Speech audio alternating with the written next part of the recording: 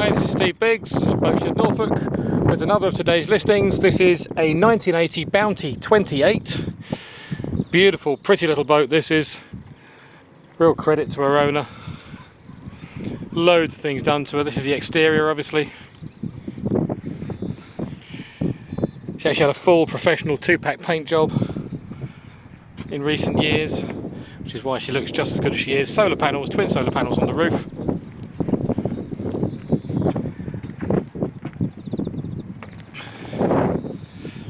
Really tidy little boat this. These Bounty 28s are always sought after. They seem to be the most popular of all the Bounties.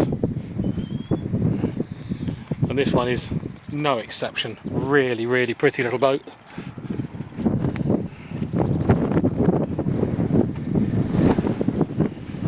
Anchor windlass up the front.